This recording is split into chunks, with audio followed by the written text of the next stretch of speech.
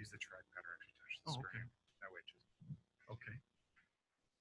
Well, good morning, everyone. I appreciate the chance to be here today, and got a call a week ago that needed some ideas on Metam Sodium placement and how to improve fumigation practices. And so hopefully I can add to what's already been said today. I thought Joe's talk was excellent. I've done this for 20 years, and every now and then you come across some good information. I thought Joe did a fantastic job explaining it. I hope that I can add a little bit to the meeting. Also, you know, when you have an EPA senior representative at a meeting, it's a big deal. When you have Yuting with us and she's asking for feedback, I think the room just needs to understand when we go through re-registration review or registration review, there are organized, funded groups of people that would like to get rid of every pesticide on this planet. And they think that their quarter acre that they're growing in their backyard is somehow going to be replicated to the point that they can feed the world. And it's a pretty tough task. So when EPA comes and says, we're looking for feedback, we're looking for your input, that's your chance to counter some of these influences. And so as we start getting to the comment period and things like that, I hope that people will be active in you know, making your views known. So Tom showed a couple of cool photos from Eastern Washington, the Lake Chelan area. I'm actually from there. I was born in Lake Chelan. I'm a 509er. I live in Tri-Cities, Washington. And a couple of the photos he showed was even more fun because they were pictures of my uncle and the fumigation company that he owned. I'm like, hey, that's Dale. So you never know what you're going to come across in some of these meetings. Kind of a neat deal. I had a week to think about this talk. I did a little bit of background studying, came across this document. Looks like a few people are in on this. It is excellent. I thought it was a fantastic resource and would highly recommend that you take a look at that. Between this and some of the comments that Joe made, I think you have the tools you need to be successful with fumigation. All right, let's talk about it for just a minute. This is Metam Sodium. So you heard about Dominus and methyl bromide and Telone and C17 and Metam, and I'm going to focus the conversation on Metam because it's used widely. It goes on 500,000 acres per year for a reason. So it's used on high-value crops. So in the 509 area that I live in, the people that I work with are Grimway, the largest carrot grower in the world, Agri Northwest, which would be one of the largest potato growers in the Northwest, Sun Heaven Farms, which would be one of your largest onion growers in the United States. So big names over there, important groups of people, and they're heavy, heavy, heavy Metam Sodium users for a reason. It goes on other crops, tomatoes, sugar beets in Idaho, for example, tree fruit. Tom talked about that. It's expensive. It's highly regulated, and people wouldn't do it if it didn't make sense, okay? Because the world wants to do things that are easier. For example, this Grimway group that I'm talking about from California, they tear down their equipment every year, put it on semis, drive it up to Washington State from California, unpack, put the equipment back together, and keep guys in a hotel, a crew of 30 people in a hotel for 6 months at a time. Why would you do that? The reason is because they cannot make it work in California. So you move to Washington and you make it work. So these fumigants are expensive, they're highly regulated, but they work, and we just need to keep them around and learn how to use them better and more effectively. So we're dealing with an expensive input. You got to be licensed. You got to be trained to apply the product. You've got a complex, lengthy label to contend with. And you've got buffer zones now but yet it solves problems. So the main problems that we heard about earlier this morning are weeds, disease, and nematodes. So if I'm an onion grower in Eastern Washington, I do not want any weeds in my crop. They're highly competitive with the onions, and they're going to cause problems. If I'm a potato grower, I don't like disease. I don't like verticillium, which I read about is a problem with raspberries as well. Important. And then, of course, nematodes can be a problem in carrots or potatoes are another example. So these are all important problems. So the key advantage to Metam Sodium is the spectrum. And you saw this morning, Joe used an excellent slide and he listed all the fumigants and their strengths and their weaknesses and you know, who fits where. But the advantage to Metam Sodium is that it has activity on all three major pests if you can reach them. And that's what I'll be talking about today. The product is effective on a perennial crop. Tom talked about this. I'm going to give you some data. He said, I cannot fallow ground for 70 years, put trees in the ground, and grow them for more than 2 years without them dying in a high disease situation. I cannot have a plugged nozzle going through nursery stock without that area failing within a short time. It's important. So Tim Smith at WSU shows the same thing. He says that I'm going to do this 5-year trial on apples. The great thing about fumigating a perennial crop is it's the gift that keeps on giving.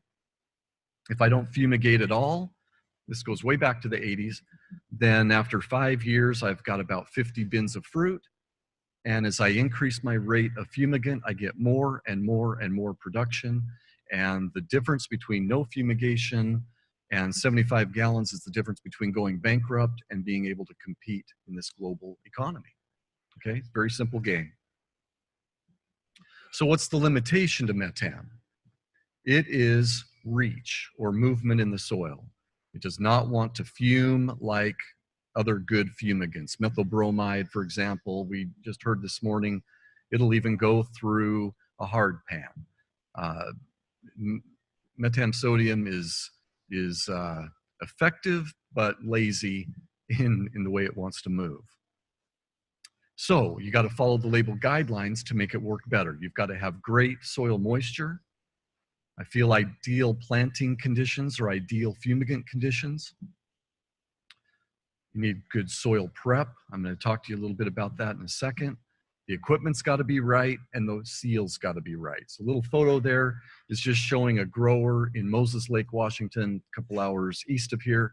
And they are using 2 different sealing methods to determine what do we really have to do to seal this product most effectively. All right. So as your placement improves, your results are going to improve. We have to create a document every time we go through registration review to prove that our product works. It's called a benefits document. It's about 100 pages long, and I just read one, you know, about a year ago. You have to show that it works. And Metam Sodium, on average, across many, many different crops, whether there's disease or not, typically shows about a 10 to 15% yield increase every year. By getting these things right, that number goes up, up, up, and up, okay? So high dollars involved. It's an expensive product to put on, but there's a lot of money to be had if you get it right. So where's the problem? We've got weed seeds. You know, they're not all in one place, but they're important in certain places, right? So our weed seeds are more towards the top, let's say. The nematodes are all the way down to 4 feet, according to University of Florida. Disease, if you talk to Neil Goodmestead at NDSU, he says if the moldboard plow has been parked, which it has in most cases for onions and potatoes, then your disease is accumulating in the top 4 inches of the soil, 25% in the lower regions. And even though there's less of it there, it's critical because it's in the root zone. But you start to see that the disease accumulates in the top regions of the soil. It's a very critical area. So when I talk about what we found in Eastern Washington, Idaho, Michigan, other areas of the country, keep that in mind, that my top 4 inches may not be where all the nematodes are, but that's where a lot of disease is, depending on how you treat your soil, okay? All right, so you saw a picture earlier of the Miniray. I got a hold of one of those things. It's kind of a fun little tool. It gives you an idea of location, of where the product is, and allows you to make some decisions on whether or not you think you're doing the right thing. So what I'm going to show here is that I can put a little half teaspoon of Metam Sodium in a 5-gallon bucket of dirt and get a reading.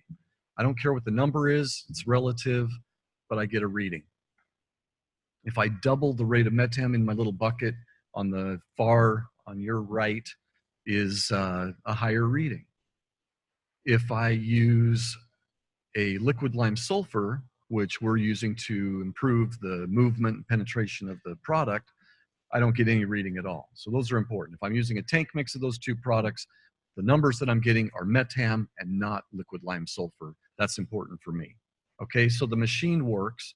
And what we do is we dig these holes in the ground, or a foxhole, if you will, which is on the larger picture on the left. And we shove a pipe horizontally in 4-inch increments. And we want to create a pattern all the way across the soil, especially if we're doing a shank application. I want to see the pattern that this applicator is creating, and I want to see the highs and the lows that it's creating. I can see that better if I make a wall and just see the pattern across this whole wall. All right, so we're going to take these readings. There I am, and we're going to take 8,700 samples this fall. It was a lot of work, okay?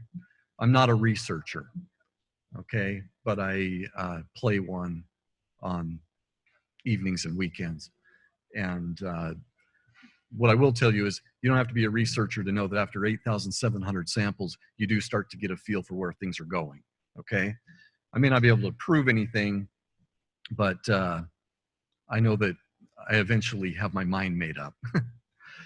So when are things happening?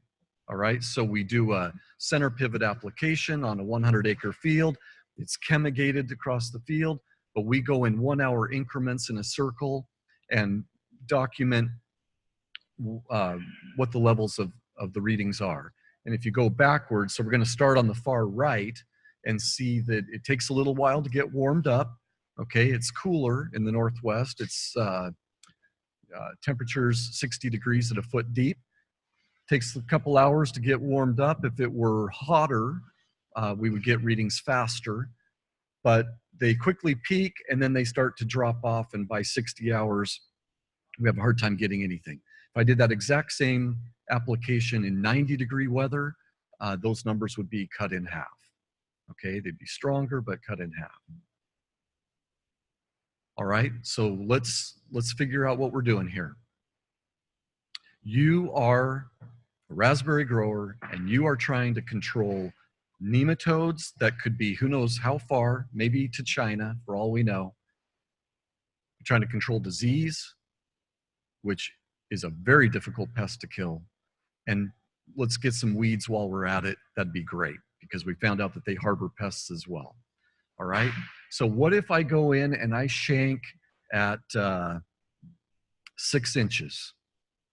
You'll see that I'm going to peak right here at about 6 inches, the point of injection, okay?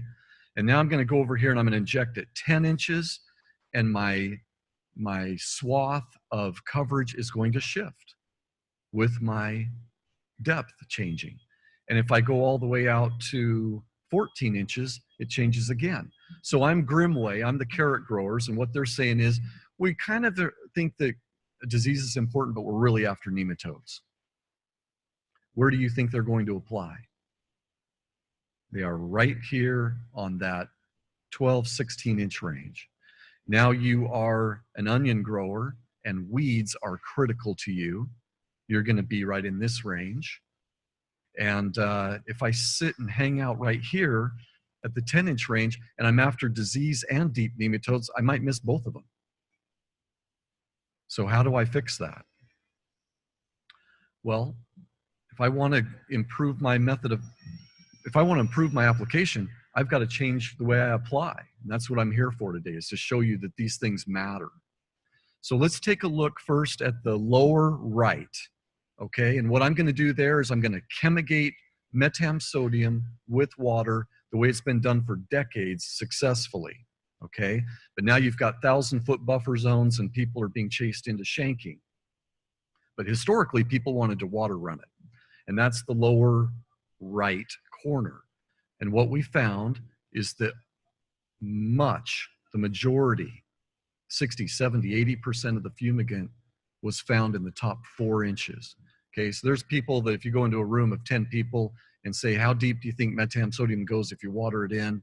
They'll say, I don't know, at least a foot, maybe 2. We found after 4 inches, it starts to get pretty thin. Okay, the way we apply it. We don't have a drip system. This is being watered on like a rain shower. And so that's the pattern that it created. If you're after deep nematodes, then this isn't going to be your ticket. Okay? And so that's what people have said for decades is I don't seem to be able to get deep nematode control in potatoes when I chemigate. I do really well on disease, but not so well on the nematodes. Makes sense. Okay? So let's go up to the upper left. And now what we're going to do is we're going to shank it at 2 levels with a tractor. And you can see that we really start to spread out the influence of that fumigant in a much greater area.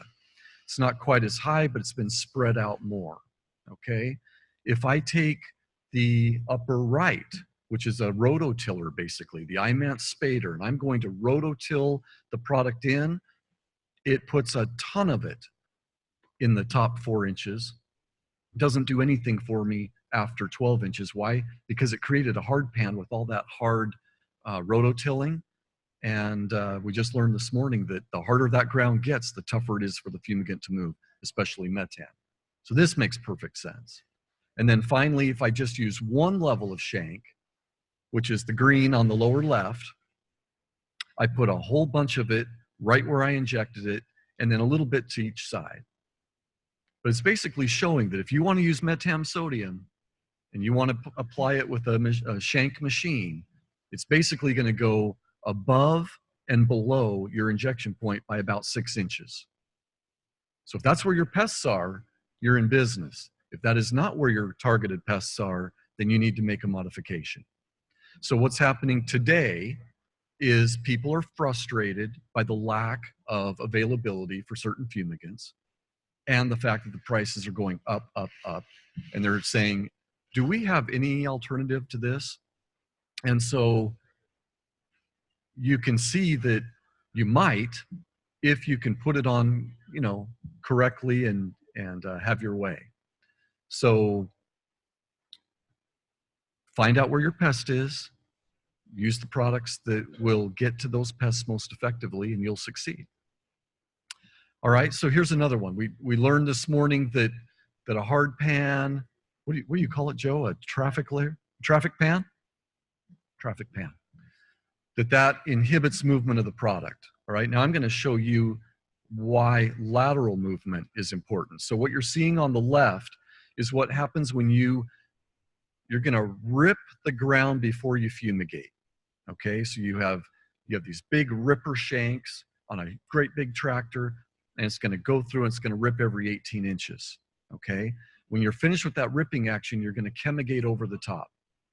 What we found is that when you were in those ripper shanks, the readings were 2.5 times higher than when you were in between the 2 ripper shanks in the middle. Okay, and when you shove that pipe in there to create airspace to take a reading, when you're in that shank trace, it's butter. Pop, pop, just pop them in there, take your readings. When you got to go the other way into the middles between those 2 shanks, much more difficult to shove that pipe in there and core that ground out, and that fumigant is not moving, not happy. The readings are much lower. So a much higher ratio with soft, fluffy, happy dirt. Didn't work so well with compacted soil. Now on the right, I'm going to take this 2-level machine and I'm just going to rip through that whole ground with these winged shanks, and I'm going to lift the entire soil and drop it back down, and 2 different levels are going to take care of that and inject the Metam at 2 levels. Now my ratio is down to 1:1, meaning no matter where I take a reading in my wall or in the hole, the readings are about the same pretty much everywhere I go. So the looser the ground, the fluffier things are, the easier it is for it to move. I'll finish with some ideas on equipment, because that's going to matter. There's a lot of choices out there. I can do a Shank application and just run those things as deep as I can and, you know, run my fumigant down to the bottom, as you can see there. Or I can, here's a little machine, one of the smaller ones I've seen that Western Oregon is using, where they've got lots of tiered shanks going back. And so because the product isn't moving so well left to right, they just put layer after layer of shanks so that they end up covering all that ground. That's an option. This is the 2-tier application. This is over in Pasco, Washington. I guess we're in Washington, right? It's in Pasco, not that far away. So what they're doing is they're injecting at, you know, about a 10-inch difference between the applications. This is becoming my favorite very quickly, because it's literally placing the fumigant where it doesn't really want to go. All right. The other thing that I think is very interesting, if I can get this thing to work, here, here, here, here, they just look like little nubs, but what they are is release points for the fumigant. And what that is allowing is fumigant to go out every few inches evenly. Because what some people will do is they will tuck a spray blade underneath a shank, a wing, and they'll shoot it out. Well, you know where that looks super good is in your shop, okay? But the problem can become, see all that dirt that accumulates there?